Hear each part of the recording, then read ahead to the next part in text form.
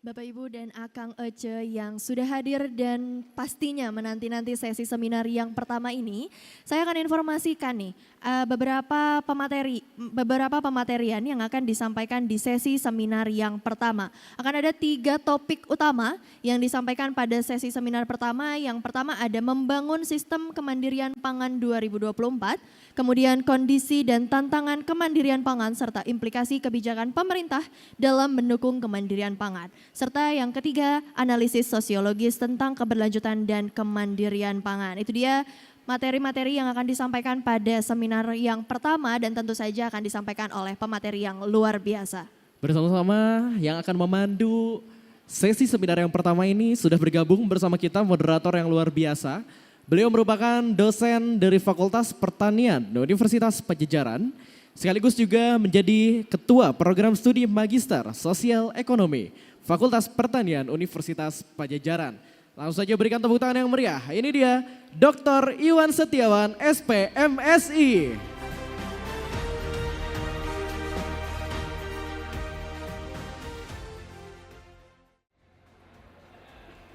Baik, bismillahirrahmanirrahim. Assalamualaikum warahmatullahi wabarakatuh. Alhamdulillah pada hari ini kita Fakultas Pertanian berusia 65 tahun. Waktu yang lebih dari dewasa, bahkan terkategori tua. Refleksinya tadi sudah disampaikan oleh Pak Menteri, jadi dalam waktu 30 menit, 3 pembicara ini akan diminta untuk lebih menyampaikan tentang visi ke depan. Ini kebetulan kita sekarang masuk ke era penyusunan RPJP 2025-2045. Harapan kita seperti disampaikan oleh panitia, oleh kita semua, bagaimana membangun kemandirian pangan. Ini bukan utopia, bukan mimpi, tetapi perlu aksi.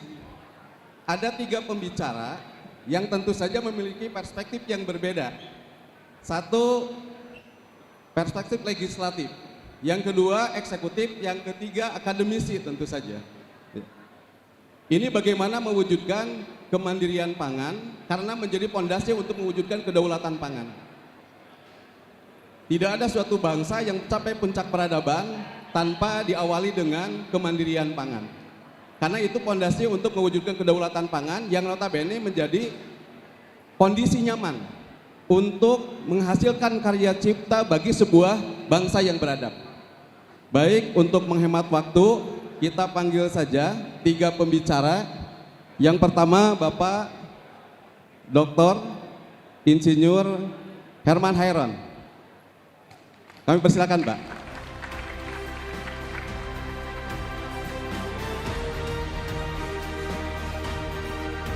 Terima kasih, Pak.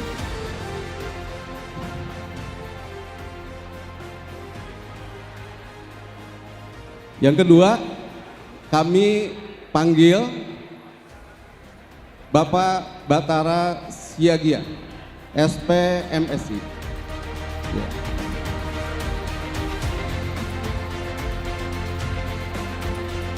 Terima kasih, Pak.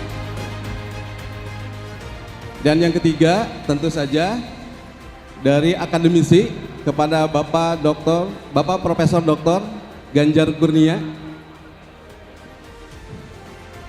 Mohon izin. Oke. Ada rapat. Baik, sambil menunggu beliau ada rapat dulu. Jadi kita akan mulai saja. Bapak Ibu, Akang Ece yang saya hormati. Pemateri yang pertama adalah Pak Dr. Herman Hairon. Ini tidak asing bagi kita. 10 tahun di Komisi 4 ya. Pertanian. Masuk ke Komisi 2 dan sekarang di Komisi 6. Tentu saja meskipun pindah ke Komisi 2 dan Komisi 6, hatinya masih tetap di pertanian. Tepuk tangan. Ya. Oh, ternyata BUMN itu. Ya. Tuh, meskipun di Komisi 6 tetap ada pertaniannya gitu. Karena di sana itu adalah tempatnya BUMN. Baik, karena keterbatasan waktu, kami mohon kepada Pak Dr. Herman Hairon untuk menyampaikan visi ke depan lah. Bagaimana dari perspektif legislatif untuk mewujudkan kemandirian dan kedaulatan pangan tentu saja harapannya. Waktu dan kesempatan kami persilahkan.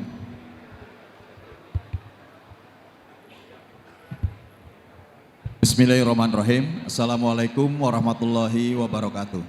Salam sejahtera untuk kita semua. Yang saya hormati seluruh Sivitas Akademika Universitas Padjadjaran, khusus di Paperta Fakultas Pertanian, yang saya juga menjadi alumni Fakultas Pertanian Unpad. Ya.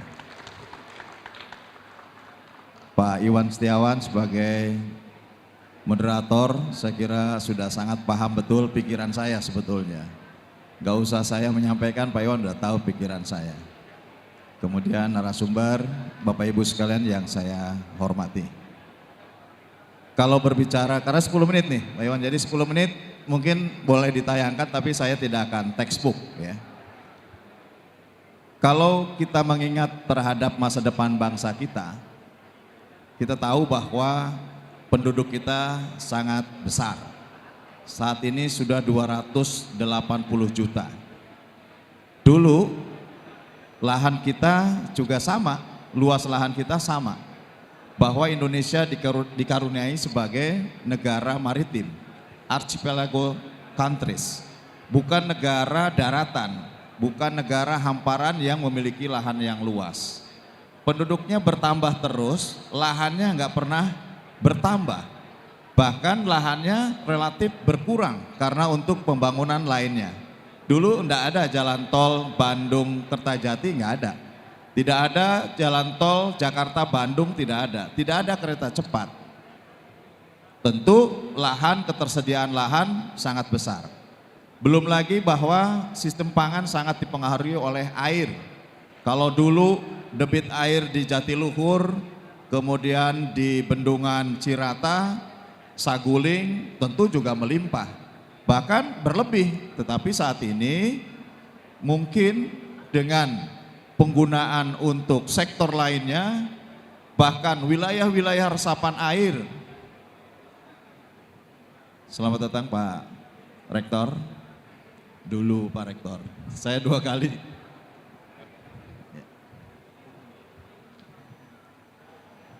Dulu ya pada waktu dibangun Waduk Jatiluhur, mungkin tidak ada wilayah-wilayah lain yang menjadi pembangunan lainnya, sehingga debit air juga berkurang gitu. Nah, oleh karenanya prasyarat di dalam meningkatkan produktivitas pangan, adanya lahan yang cukup, adanya air yang cukup, sekarang sudah berkurang sejalan dengan pembangunan lainnya. Oleh karena itu, ini juga harus menjadi bahan pertimbangan mencari cara lain bagaimana strategi untuk pemenuhan kebutuhan, baik itu kedaulatan, kemandirian, ketahanan maupun keamanan pangan. Sesuai dengan amanah Undang-Undang 18 tahun 2012, yang ketua panjanya adalah saya. Saya melahirkan Undang-Undang Pangan 18 tahun 2012. Dan bahkan ketika lahir undang-undang itu, kami di 2013 menyusun juga Undang-Undang Perlindungan Pemberdayaan Petani. Supaya apa? Supaya klop. Ada target besar di dalam undang-undang itu untuk mencapai kedaulatan, kemandirian, ketahanan, keamanan pangan. Oleh karenanya juga harus ada affirmative action, harus ada aksi yang pro kepada para petani. Lahirlah Undang-Undang 19 tahun 2013. Yaitu Undang-Undang Perlindungan Pemberdayaan Petani. Dengan berbagai kemudahannya, dengan berbagai afirmatifnya, kami membuatkan pasal-pasal supaya betul-betul target yang dicanangkan di dalam Undang-Undang 18 tahun 2012 kemudian bisa tercapai dengan affirmative action yang diatur di dalam Undang-Undang 19 tahun 2013. Itu cara menyusun undang-undang begitu Pak Yohan. Nah, oleh karena itu disesuaikan dengan kondisi ya, dengan existing conditionnya bangsa kita, tentu ini harus ada target. Namun lagi-lagi bahwa ada kebijakan yang kurang terintegrasi. Kalau dulu saya di Unpad, saya diajarin oleh Pak Ganjar, oleh Kang Iwan, oleh Kang Medi, Kang Derajat, dulu diajarkan bahwa sebetulnya kalau mau pemenuhan pangan ke depan, kalau kita ingin sampai kepada kedaulatan, kemandirian, ketahanan, keamanan pangan, tentu kita juga harus punya strategi lain yang tidak tertumpu kepada intensifikasi, tidak tertumpu kepada ekstensifikasi, tidak bertumpu kepada peningkatan produktivitas hasil panen, tidak tertumpu juga kepada ketersediaan lahan yang pada saat yang sama kita berada pada posisi untuk bisa diseragamkan dalam konsumsi pangan, yaitu padi atau beras. Ini strategi yang menurut saya gitu ya, menurut kami dalam perbincangan perdiskusian saya di DPR, karena saya di DPR sudah 4 periode, jadi alhamdulillah agak ngelotok lah dikit gitu ya. Nah, dalam perdiskusian bahwa sesungguhnya mendorong terhadap homogenitas padi ini justru ini melemahkan terhadap kedaulatan dan ketahanan pangan. Kita genjot dengan intensifikasi. Tadi saya sedikit Pak Teten memang ada. Jangan mengkritik terhadap subsidi bagi para petani. Jadi sangat paradok. Kalau tadi dikatakan petani itu rata-rata 350 meter persegi sawahnya, kalau subsidinya dicabut, ya wassalam, semakin sulit untuk bisa survive dalam kehidupannya. Semakin sulit untuk survive di dalam pertaniannya. Yang harus dilakukan adalah tepat sasaran. Bahwa subsidi yang diberikan sebanyak 9 juta ton pupuk bersubsidi harus sampai tepat kepada para petani kecil. Ini yang penting. Nah, oleh karena itu juga strategi kedua ekstensifikasi. Ekstensifikasi juga agak sulit. Lahan-lahan kita lebih banyak lahan-lahan yang berbukit. Kita juga dihadapkan kepada 2/3 adalah kawasan laut. Yang ini sesungguhnya sudah diatur di dalam Undang-Undang Pangan, bukan hanya basis karbohidrat, basis pemenuhan karbohidrat itu berbasiskan terhadap tumbuhan darat. Tetapi juga kita dorong supaya di dalam undang-undang memberikan ruang yang cukup bahwa untuk pemenuhan karbohidrat juga berbasiskan terhadap tanaman laut. Inilah yang semestinya ini dijangkau oleh pemerintah, oleh negara, bukan oleh petani, bukan oleh akademisi. Karena fungsi untuk bisa sampai kepada target-target negara dalam pemenuhan hak-hak rakyat adalah itu menjadi tugas negara, tugas pemerintah, tugas Pak Rudi sebagai BPN untuk menyiapkan lahan pangan, tugas Menteri Koperasi UKM untuk menumbuhkan sektor UKM. Artinya bahwa negara harus hadir, pemerintah harus memiliki affirmative action terhadap persoalan-persoalan kerakyatan. Nah, yang terpenting, yang saat ini mungkin menjadi topik penting, yaitu strategi ketiga, adalah diversifikasi. Nah, sejalan dengan itu, telah diatur sebetulnya di dalam Undang-Undang Pangan 18 tahun 2012, disebutkan bahwa pangan adalah hak asasi manusia. Itulah kenapa pemerintah dan negara harus hadir dalam persoalan pangan. Bahkan ini yang harus bisa menjadi tolok ukur kemajuan bangsa adalah hak asasi manusia di bidang pangan. Oleh karenanya pangan harus tersedia dan terjangkau. Jadi selain tersedia, terjangkau. Kalau pangan itu tersedia harganya mahal, berarti pemerintah belum sampai kepada cita-cita kemerdekaannya. Belum sampai kepada tujuan negara menyiapkan pangan sebagai hak asasi manusia. Nah, yang ketiga definisinya itu, pangan sampai kepada tingkat individu, beragam, bergizi seimbang. Beragam, Pak Iwan. Jadi dalam definisi Undang-Undang Pangan sudah jelas bahwa untuk pemenuhan pangan kita juga harus berorientasi kepada keberagaman.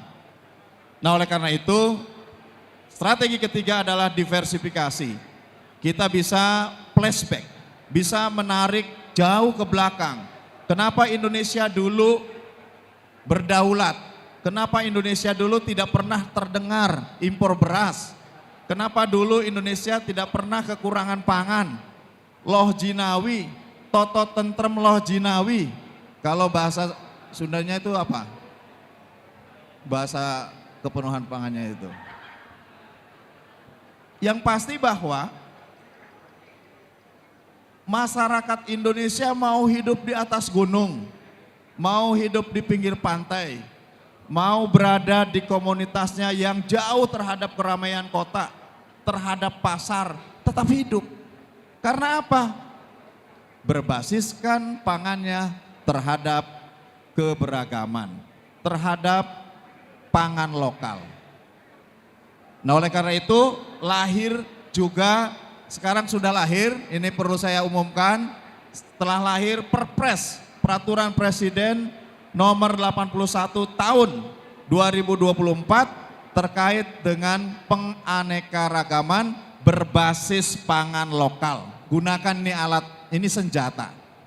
Senjatanya sudah ada. Kalau hari ini tadi dari mulai sambutannya Bu Rektor, kemudian Pak Iwan tadi, kalau reorientasinya kita ingin pangan kita berdaulat, pangan kita mandiri, basisnya terhadap pangan lokal, Perpres ini kita bisa jadikan senjata. Momentumnya ada, saya nggak mau kepada textbook ini Pak Iwan. Momentumnya ada, momentumnya apa? Setelah nanti tanggal 20 Oktober, insya Allah saya dilantik tanggal 1 Oktober saya dilantik kembali menjadi anggota DPR RI.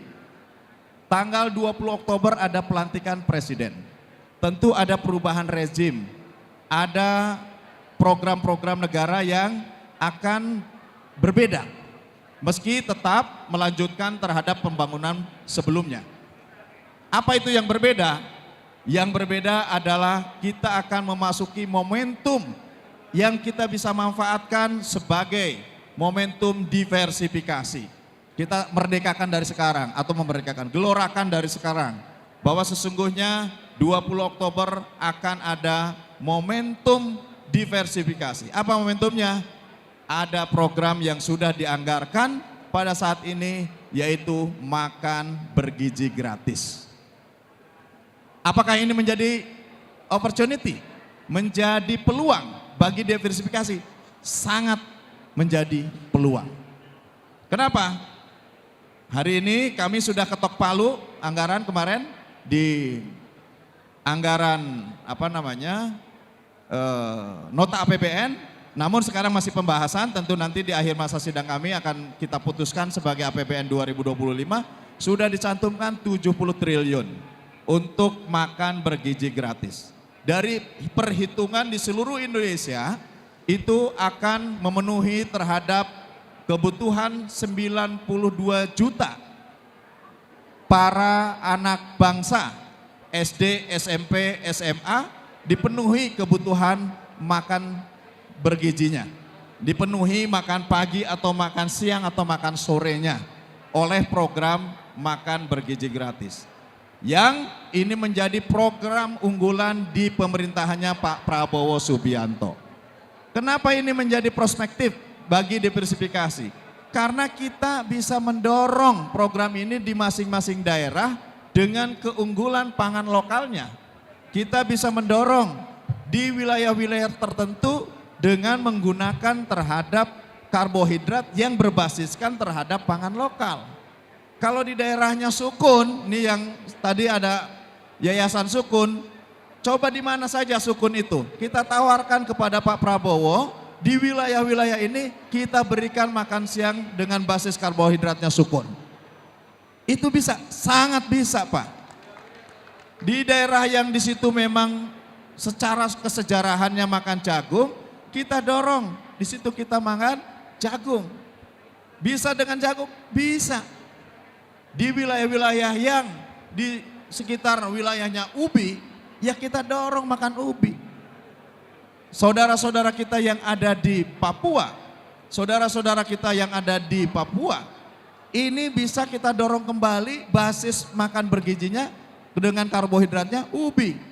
Karbohidratnya bisa dengan sagu.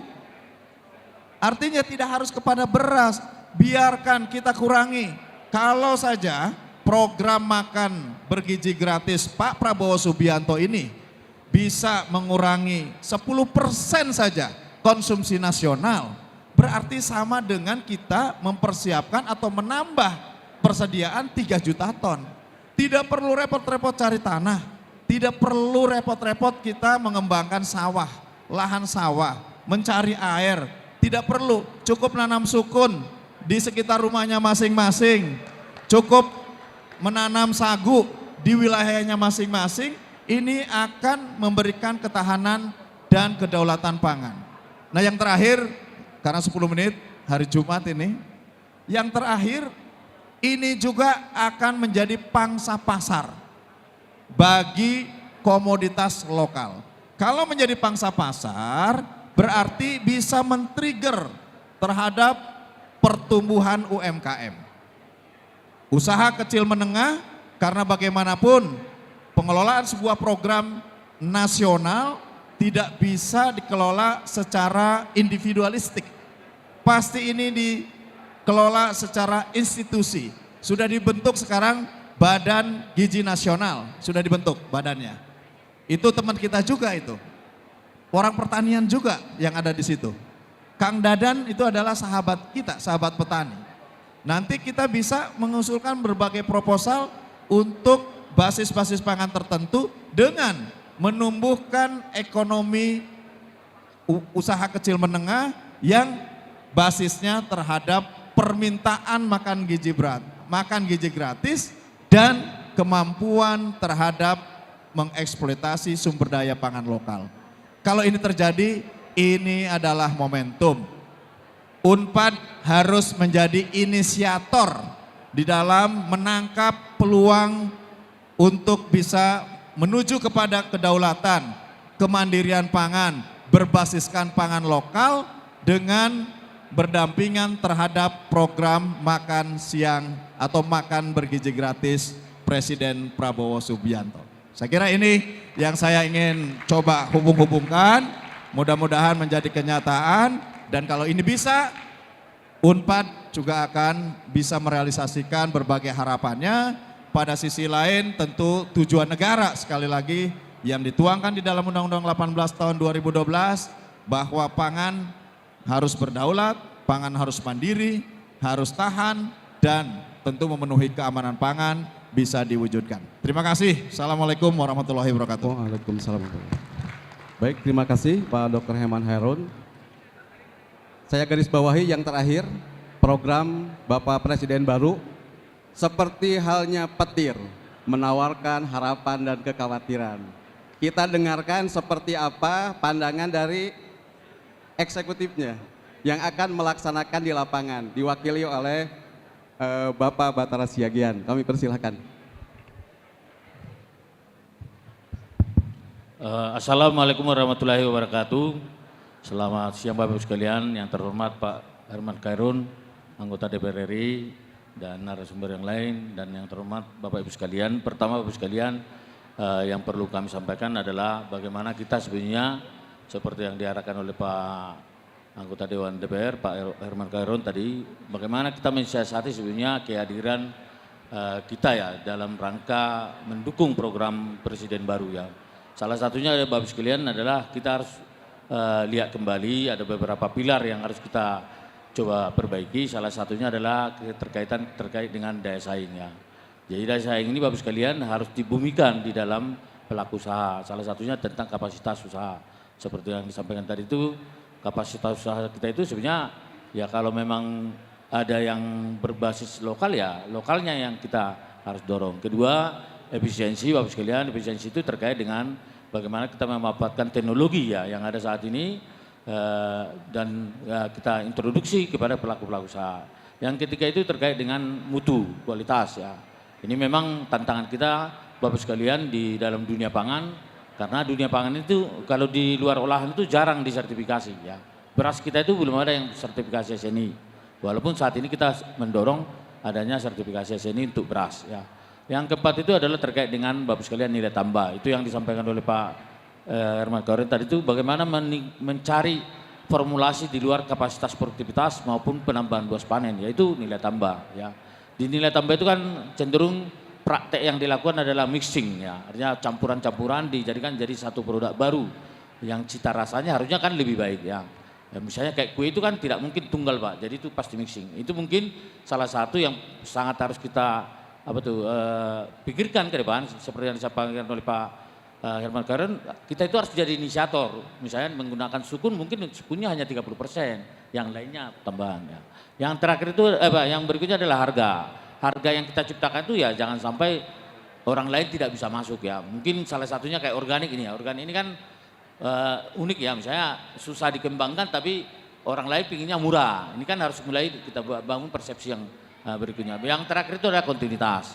Kontinuitas itu Bapak sekalian ini menjadi dilema biasanya di teman-teman pelaku usaha karena dia tidak punya gudang in out yang standar ya dan tidak menjamin dalam jangka waktu tertentu. Yang berikutnya Bapak sekalian pilar tentang keberlanjutan. Jadi ini yang saat ini sebenarnya yang menantang ya Bapak sekalian, di pilar keberlanjutan itu ada 3 ya. Pertama itu dari perspektif ekonomi. Yang kita cari di perspektif ekonomi adalah stabilitas. Jangan sampai harga itu kemana-mana Pak. Jadi itu tidak bagus. Kedua adalah terkait dengan keadilan dalam pasar. Ini yang kita coba dengan kemitraan-kemitraan bahwa kita itu harus membangun keadilan yang dengan pasar itu artinya jangan sampai pelaku di bawah memiliki margin yang ibaratnya dia yang bekerja keras tapi marginnya dinikmati oleh yang perusahaan-perusahaan besar ya. Yang kedua adalah berkaitan dengan sosial. Sosial itu salah satunya partisipasi ya. Ini yang mungkin Bapak sekalian ya kehadiran istilahnya universitas ya. Kadang-kadang ini yang perlu dicermati bagaimana mengurai inovasi baru agar itu bisa direplikasi di masyarakat. Indikator keduanya adalah penghargaan terhadap keragaman budaya. Itu yang disampaikan tadi itu sebenarnya kita tidak perlu memaksa satu komoditi di dalam satu komunitas. Tapi nanti Pak Herman Korin ada sebenarnya problemanya semenjak 2014. Jadi salah satunya adalah problemanya karena di Undang-Undang 23 itu 2014 sektor pertanian itu pilihan Pak. Kewenangan pilihan harusnya kan karena sektor pertanian itu adalah basis dari pangan harusnya dia wajib Pak. Jangan sampai kebalik orang nggak memproduksi tapi membuat pasar tani tapi yang di pasar tani kan adalah impor. Kalau dia wajib maka semua pemerintah daerah akan menyelenggarakan sektor pertanian. Itu ada di pasal kalau nggak salah pasal 16 itu bahwa pertanian itu pilihan. Kalau Singapura mungkin menjadi pilihan Pak karena dia tidak punya sumber daya. Kayak kita kan punya sumber daya hayati yang besar, tapi kita menjadikan sektor pertanian itu jadi pilihan. Mungkin ini perlu direvisi, itu menjadi wajib Pak untuk kewenangan daerah Pak, bukan filosofi. Kalau filosofi kan pangan itu wajib ya. Jadi di dalam kewenangan daerah ini perlu diperbaiki sehingga penghargaan kepada keragaman itu berjalan di lapangan itu Pak di pemerintahan daerah itu berjalan dengan baik. Berkaitan dengan lingkungan Bapak sekalian ya. Terkait dengan itu tadi yang disampaikan Pak Herman Karo itu keseimbangan lingkungan itu kan nggak jalan sekarang, alih fungsi di mana-mana kan nggak bisa kita atasi dengan baik.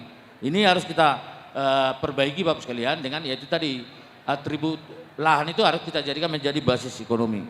Mungkin ya Bapak sekalian karena ini waktu terbatas ada beberapa yang perlu saya sampaikan sebelumnya Bapak sekalian terkait dengan hubungan kelembagaan ya, kolaborasi antara perguruan tinggi dengan pelaku usaha Pak. Jadi ada saat ini Pak area yang kosong di dalam sektor pertanian itu adalah industri jasa. Ya. Dan ini kami laporkan Bapak sekalian saat ini PMA Pak masuk dalam industri KBLI-nya itu 1063D itu penyesuaian pembersihan jagung Pak. Itu sama sebenarnya dengan industri vertical dry industri dryer Pak. Jadi ada 2 PMA saat ini Pak Herman Karun. Jadi itu dari Singapura Pak. Sekarang itu investasinya gede-gede Pak. Kapasitas 30.000 ton. Tapi di lokal kita nggak berjalan Pak industri ini. Tapi asing mencari itu sekarang. Sehingga harus pendalaman saran saya kepada perguruan tinggi untuk mencari kembali bagaimana sebenarnya menghadirkan anak-anak muda sekarang itu masuk ke industri jasa. Karena jasa ini banyak Pak. Ada jasa tanam, jasa panen, jasa pengeringan, baru jasa misalnya itu pengolahan. Ya. Ini atribut ini saat ini sangat nggak diminati ya, jangan diminati. Sementara sebenarnya ini sangat dibutuhkan dan rata-rata yang meminati ini sekarang rata-rata PMA. Misalnya drone support pertanian itu Pak 2 tahun lalu kita tolak Pak. Kita tidak beri ACC. Karena apa? Bagi kita itu kan itu bisnis lokal ya. Dan inilah Bapak sekalian beberapa yang harus kita cermati. Dari sisi pemerintah Pak kebijakannya saat ini ya sebenarnya kami itu artinya Menteri Pertanian itu Pak Amran Sulaiman itu apapun teknologi dibawa Pak.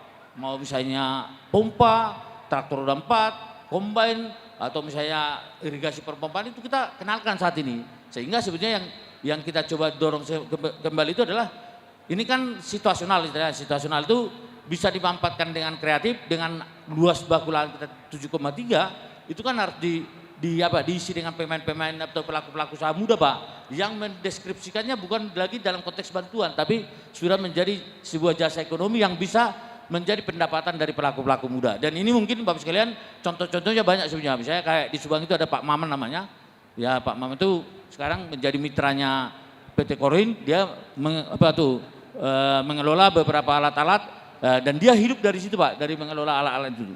Dan ini kurasa Bapak sekalian salah satu yang kita lakukan. Yang berikutnya yang sangat penting sebenarnya tentang lahan baku Pak. Ini memang Pak Menteri akan melakukan cetak sawah di Kalimantan Tengah sama Papua Selatan ya, di Merauke ya, dengan istilahnya dengan target, karena memang untuk menutupi alih fungsi kita lahan kita yang saat ini ada ya. Dan itu Bapak sekalian yang saya sampaikan tadi memang perlu transformasi, terutama di universitas ya, di perguruan tinggi, bagaimana teman-teman mahasiswa itu sekarang mungkin mengisi kekosongan yang saya bilang itu, salah satunya adalah di industri jasa. Dan kedua, yaitu tadi ya keterlibatan mereka misalnya di lahan-lahan baru, Bapak sekalian memang kita belum tahu caranya seperti apa, tapi kalau di kami menggunakan memanfaatkan mahasiswa yang ada di di Politeknik yang ada di pertanian. Dan ini mungkin Bapak sekalian harapan kita yaitu tadi Bapak sekalian bagaimana kita membangun keberagaman ya, keberagaman produk dengan menggunakan istilahnya itu nilai tambah itu adalah missing, dan kedua menempatkan istilahnya bisnis pertanian itu sebagai pengetahuan Pak di mahasiswa, terutama mengelaborasi bagaimana jasa-jasa pertanian itu saat ini diminati oleh perusahaan asing tapi kita tidak meminatinya. Itu mungkin Bapak sekalian, terima kasih. Wassalamualaikum warahmatullahi wabarakatuh. Waalaikumsalam warahmatullahi wabarakatuh. Aplaus. Ya. Terima kasih Pak Batara. Itu perspektif dari eksekutif ya. Bagaimana implementasi untuk ke depan. Harapan ya. Tadi mempertahankan padi juga menawarkan keberagaman. Pandangannya sama. Ya. Baik, kita lanjutkan. Kita akan mendengarkan perspektif dari akademisi mungkin ya. Akademisi dari Prof. Ganjar Kurnia. Beliau adalah Rektor 10 Universitas Padjadjaran. Mangga Pak Ganjar. Assalamualaikum warahmatullahi wabarakatuh. Pak Herman ini sudah 4 kali jadi anggota Dewan. Kita doakan bersama tahun ini jadi Menteri Pertanian. Amin. Lebih dari 40 nunggah doa, apalagi di hari Jumat, insya Allah lah. Tadi dibahas tentang undang-undang ya.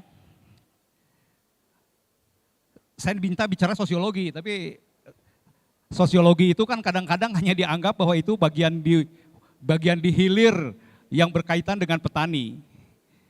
Padahal di dalam teori-teori yang terakhir misalnya, di teori-teori postmodernisme misalnya, itu bukan sesuatu yang berdiri sendiri kehidupan di dunia ini. Jadi kalau kita berbicara tentang petani di bagian hilir, ada urusan-urusan di bagian hulunya. Misalnya kita menggunakan teori sistem dunia misalnya. Teori sistem dunia itu kan mengatakan bahwa segala sesuatu itu sekarang kait-mengkait. Jadi ketika terjadi peperangan di Rusia dengan Ukraina, ujung-ujungnya berpengaruh juga terhadap kita di sini. Ada teori lagi misalnya yang agak ke kiri-kirian, teori dependensi, teorinya Marx misalnya. Nah, itu mengatakan bahwa sebetulnya negara-negara kita itu adalah periferiknya aja. Jadi yang bermainnya sebetulnya adalah negara di tingkat-tingkat dunia yang lain. Dan kalau kita lihat sebetulnya azas yang mereka kembangkan itu terutama adalah kapitalisme.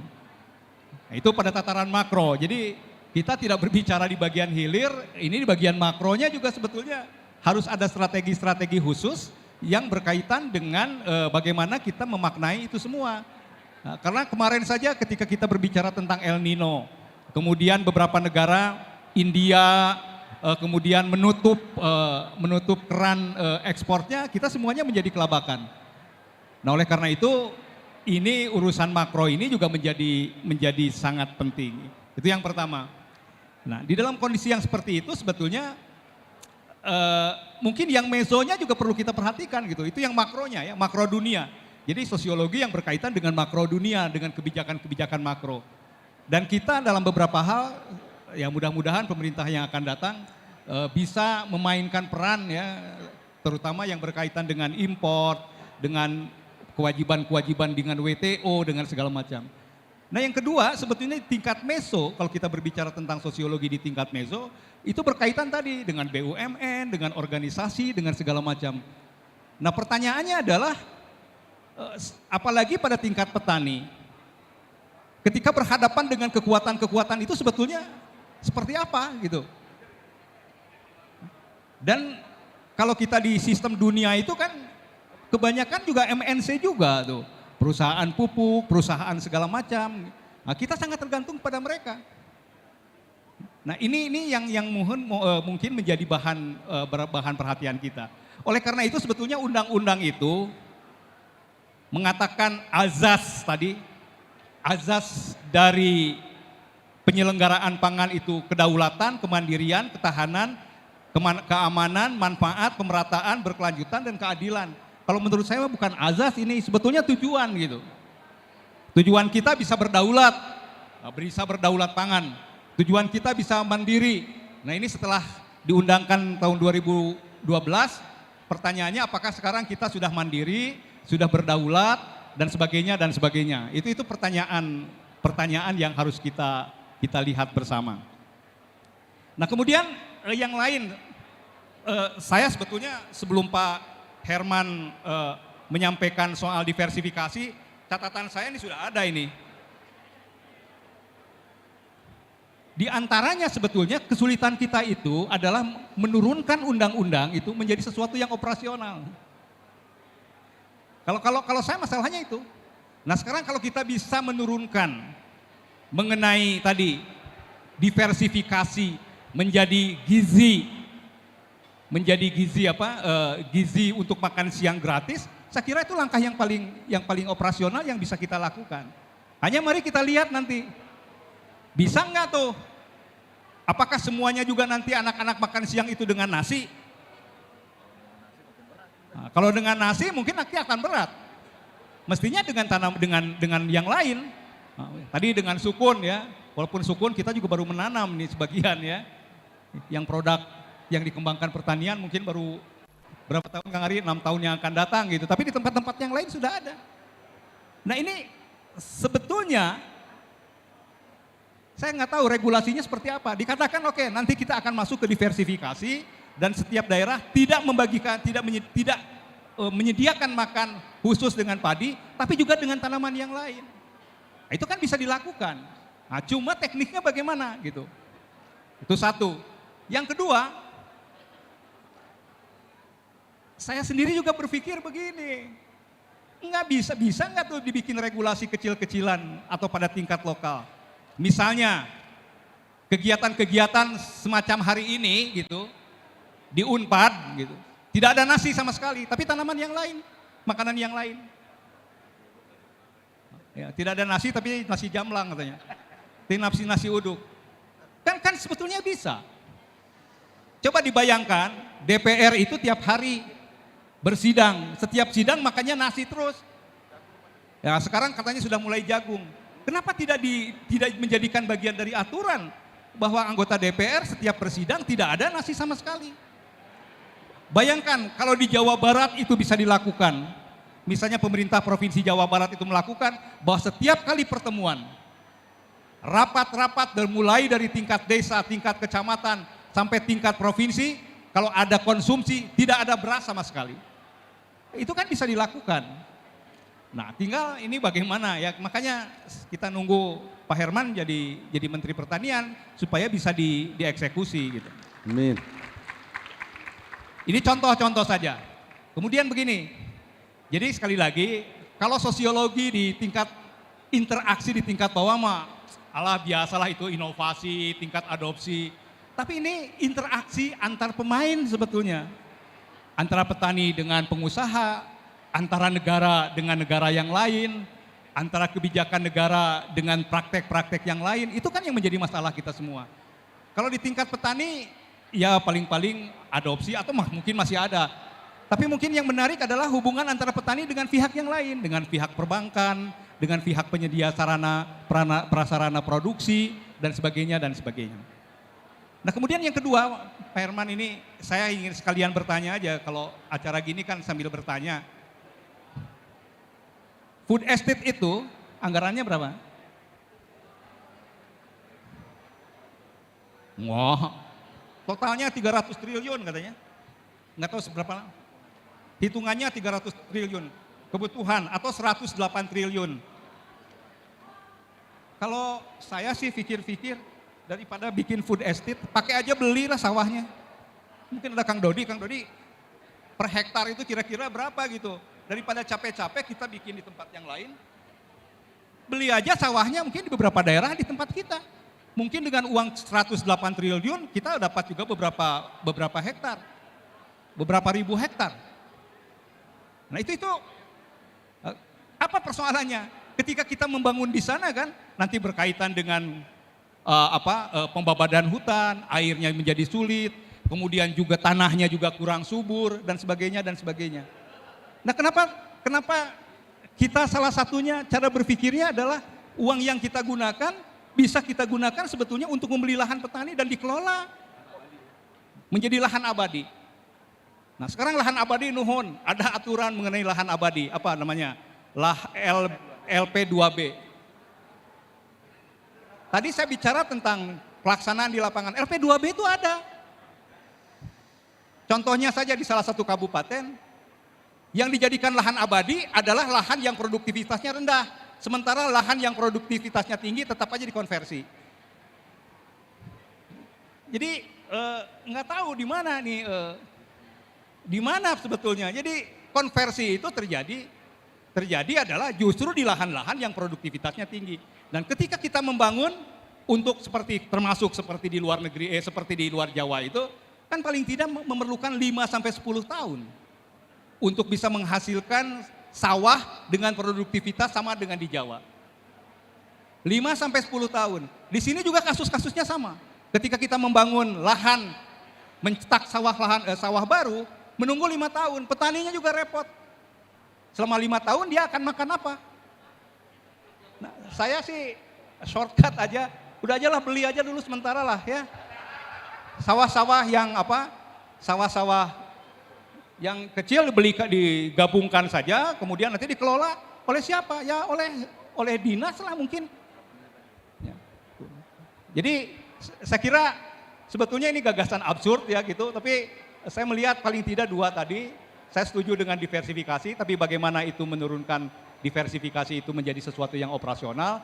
Yang kedua termasuk juga kalau kita berbicara tentang konversi kan terus menerus nih. Sekarang Patimban, ini ana wong Cirebon ge, ya ente kabeh tuh Cirebon itu, ya itu kan lahan-lahan di Cirebon, lahan-lahan yang produktif, daerah Patimban, kemudian di daerah Kertajati segala macam. Tuh, daerah timur sudah habis juga. Kadang-kadang kebijakan itu aneh. Dibikin jati gedenya, tetapi saluran irigasinya untuk Indramayu nggak ada, gitu. Saluran irigasinya dibangun di daerah Sukabumi Selatan. Pertimbangannya adalah pemerataan. Kan aneh-aneh juga, gitu. Jadi kalau menurut saya pandangan sosiologis terhadap pangan ini bukan oke di bawahnya kita ikut, tetapi mungkin kebijakan-kebijakan makronya yang harus kita perhatikan. Nah, termasuk adalah kebijakan-kebijakan. Nanti belum lagi kita berbicara tentang bantuan sosial gitu kan. Bantuan sosial itu kan bagus di satu sisi, tapi semakin banyak bantuan sosial itu adalah indikasi kita tidak mensejahterakan kan gitu juga, ya. Bantuan sosial bagus dibagikan di mana-mana, tapi semakin banyak bantuan sosial itu adalah indikasi bahwa kita tidak bisa mensejahterakan masyarakat. Nah, oleh karena itu ini saya kira yang harus menjadi bahan pertimbangan kita. Saya berharap kalau nanti menjadi menteri, sekali lagi kita doakan bersama kita bisa mengoperasionalkan termasuk diversifikasi. Dan saya udah sampaikan juga ke Pak Dekan tuh, Pak Dekan udahlah makan siang di Fakultas Pertanian mah, ulah aya kejonya, orang bentuk kejo pan susah, ya. Jangan ada segala, ya. Udah ganti sama yang lain sekali ya. Kan orang rapatnya tidak tiap hari. Mangga nuhun. Assalamualaikum warahmatullahi wabarakatuh. Waalaikumsalam warahmatullahi wabarakatuh. Terima kasih Pak Ganjar.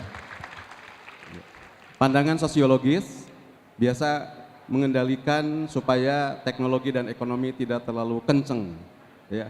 Tetapi perspektif praksisnya menarik dari Pak Ganjar tadi, ya. Bahwa tidak cukup dengan kritik, tidak cukup dengan pemikiran-pemikiran kritis, tetapi juga menawarkan gagasan. Bapak, Ibu, Akang Ece yang saya hormati, waktu kita sangat terbatas. Pak Dekan satu SKS pun enggak ini sebetulnya. Karena tadi khawatir kalau sesi kedua molor ke Jumatan berubah jadi ceramah, nanti jadi khutbah ya. Maka kita akan membuka satu pertanyaan dari mahasiswa yang notabene akan menjadi pelaku di masa yang akan datang. Satu aja, dari yang lain nggak ada. Dari mahasiswa, silakan. Ya. Ada? Silakan.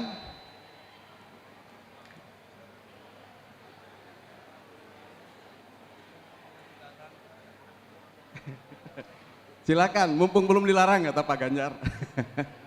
Ada, silakan. Satu orang, berani? Mahasiswa?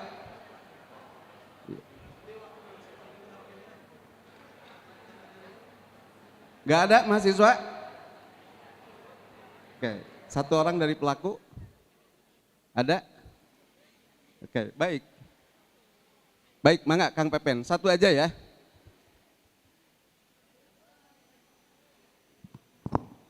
Ya, bismillahirrahmanirrahim. Nama saya Pepen, angkatan 85 Fakultas Pertanian 4. Saya ingin tanyakan ke Pak Herman.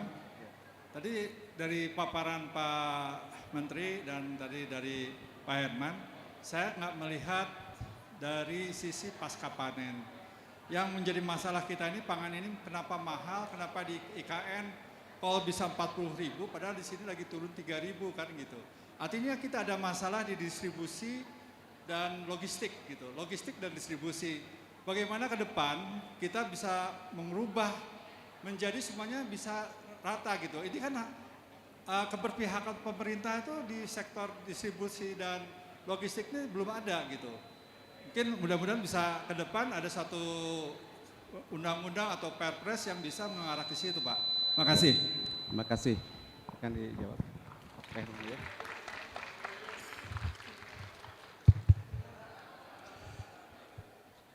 Kalau diurai di dalam Undang-Undang 19 tahun 2013 tentang pemberdayaan dan perlindungan petani, sebetulnya jelas bahwa untuk memangkas biaya distribusi yang itu menjadi disparitas harga antara di tingkat petani dan di tingkat konsumen, sebetulnya sudah diberikan ruang juga untuk membentuk badan usaha milik petani, BUMP namanya.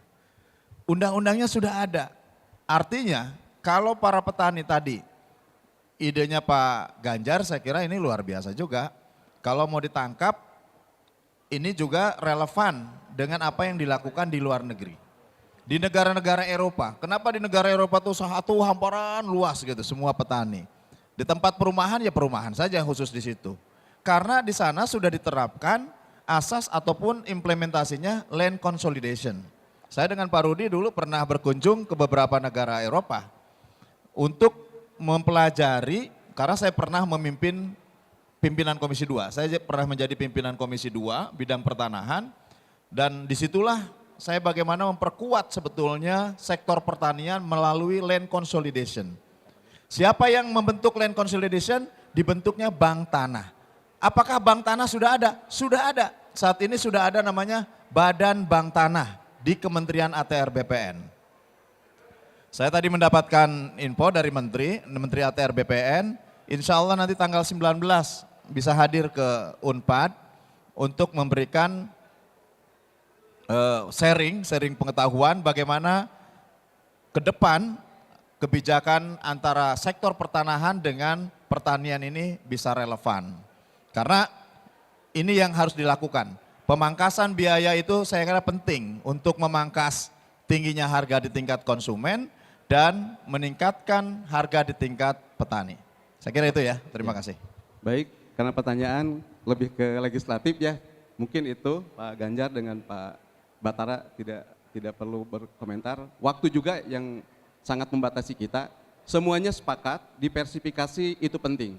Tapi diversifikasi bukan hanya diproduksi, tetapi juga dikonsumsi dan di pengolahannya. Khusus untuk padi, kritik Pak Ganjar mungkin harus ditegaskan juga. Jika dulu yang memberikan subsidi itu pemerintah, hari ini petani yang memberikan subsidi kepada pemerintah. Ini koreksi untuk kita semua. Mudah-mudahan apa yang kita bahas hari ini bermanfaat. Terima kasih Pak Dr. Herman Hairun, Pak Batara Siagian, SPMB MAB, kemudian Pak Profesor Dr. Ganjar Kurnia.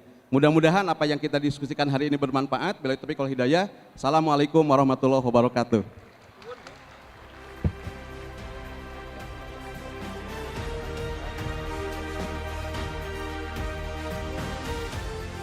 Satu, cek. Waalaikumsalam Bapak mohon izin untuk tetap di atas panggung terlebih dahulu karena akan ada penyerahan sertifikat dan juga plakat bagi narasumber dan juga moderator kita pada siang hari ini. Kami ucapkan terima kasih sekali lagi. Silakan. Dan untuk sertifikat dan plakat akan diberikan oleh Dekan dari Fakultas Pertanian Universitas Padjadjaran. Penyerahan yang pertama untuk Bapak Dr. Insinyur Herman Hairun MSI. Silakan untuk diberikan. Ini sebagai bentuk rasa terima kasih. Boleh untuk didokumentasikan. Beserta juga dengan sertifikat. Sebagai tanda terima kasih boleh berikan tepuk tangan untuk Bapak Dr. Herman Hairun. Selanjutnya sertifikat dan plakat akan diberikan kepada Bapak Batara Siagian, SPMAB, sebagai Direktur dari PPHTP. Boleh berikan sekali lagi tepuk tangan untuk Bapak Batara Siagian. Dan sertifikat tentunya sebagai rasa terima kasih sudah menjadi narasumber dari acara hari ini. Sertifikat dan plakat selanjutnya yang ketiga tentunya akan diberikan kepada Profesor Dr. Honoris Causa Ganjar Kurnia Insinyur DA. Selaku Ketua Senat Guru Besar boleh berikan tepuk tangan untuk Prof. Ganjar. Izin untuk sertifikatnya juga diberikan. Baik. Setelah ini izin untuk kita lakukan sesi dokumentasi bersama dengan ketiga narasumber. Dan tentunya satu lagi tidak lupa untuk moderator yaitu Bapak Dr. Iwan Setiawan SPMSI. Boleh berikan tepuk tangan sekali lagi untuk Bapak Dr. Iwan.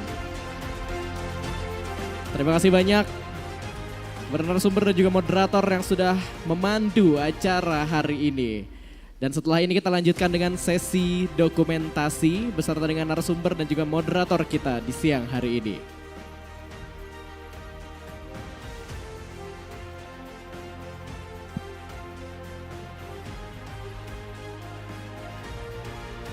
Baik, dalam hitungan ketiga, 1, 2, 3.